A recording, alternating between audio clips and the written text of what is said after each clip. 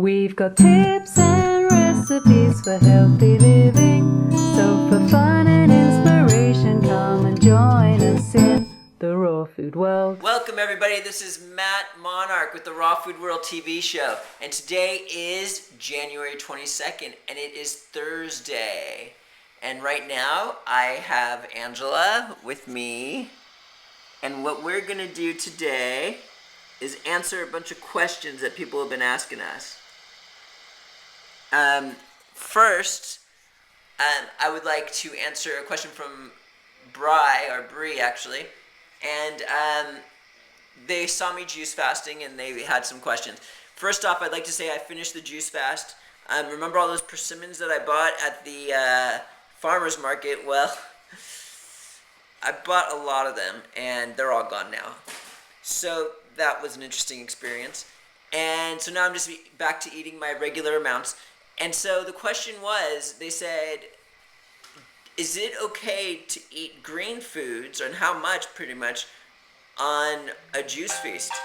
Well, so the more you leave out of your diet completely, without exception, the more of a cleansing mode you're going to go into. For example, if you go on a water fast, you're eliminating everything, then you're going to cleanse the most. If you just go on a juice fast, you're going to cleanse, but not so much because you're adding juices. However, that's really good to the body because it helps alkalinize the toxins that are being released. And if you add green food, it's more concentrated, so, that's taking it to another level. Above that, you might be doing blended. There's all sorts of levels here, I guess, in terms of detox and stuff like that. Me personally, I wasn't really doing a juice feast. I was just doing a juice fast. All I did was have like 3 juices a day, and that's all I drank for the last 4 days. And then I broke it with persimmons.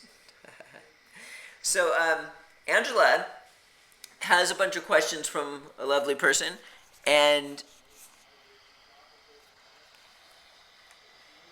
do you have them with you right now, Angela? I do indeed have the questions. There's 7 of them, so maybe we can go through them pretty rapidly. And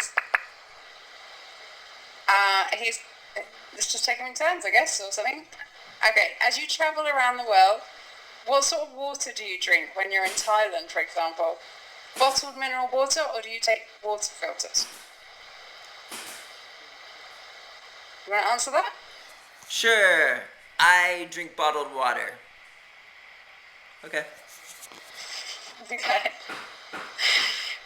Do you bathe, shower, and brush your teeth in tap water? As I know you don't drink it. Do you have any sort of filters attached to these taps? Do you want to answer that as well? Sure. We would like to have a filter, but in most cases when we fly all the way to Thailand, we don't bring filters with us, so we do bathe in the tap water there.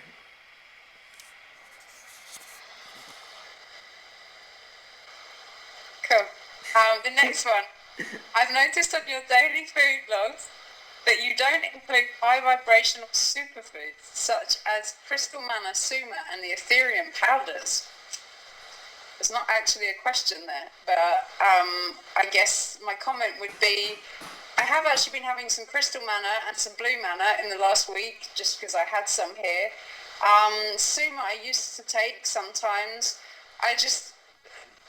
They don't really speak hugely to me, those products. I mean, I don't mind having them. I don't have anything against taking them, but they don't massively resonate for me either. So, here we go. What's your take on urine therapy and the whole "it's a waste product" concept? Have you ever done it, and would you recommend it?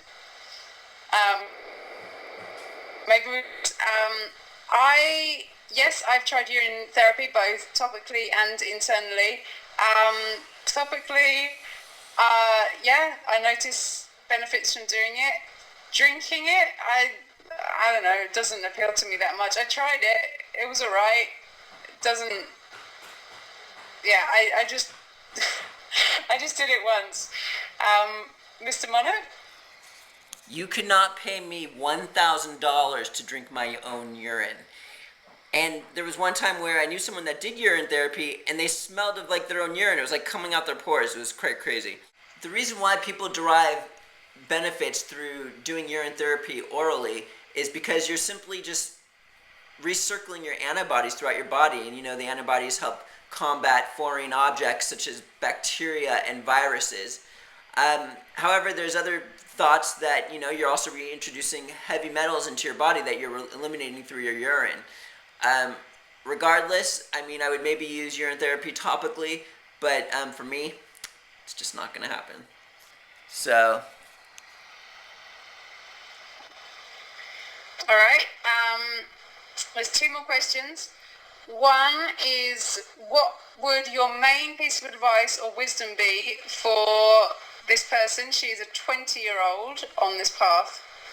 My piece of advice would be, get as many greens into your body every day as you can. What would your piece of advice be, Mr. Monarch? gas. Get a colonic? Yay! Yeah? Yep. Alright, and the last one, this is for you really, it's pretty long. Basically, she's read Raw Success, she's 20 years old, she's a bit concerned about the long-term effects of Raw and her sensitivity. She's come to being Raw earlier in life than most people. She's worried that by the time she's 60, if she's still eating such a high Raw diet, and cleansing all the time, and the way that the world is going in, so much pollution and toxins, she's worried she'll have to end up moving into the countryside. And what's going to happen with people whose children are raw at the moment, by the time they're 70, for example, what is going to happen? Ah! I think moving to the countryside at some point in your life is a great thing, and not necessarily right now, but it's definitely a long-term goal to aspire to. To be honest with you, city living is just not conducive to a raw food lifestyle in the long term due to how sensitive you become.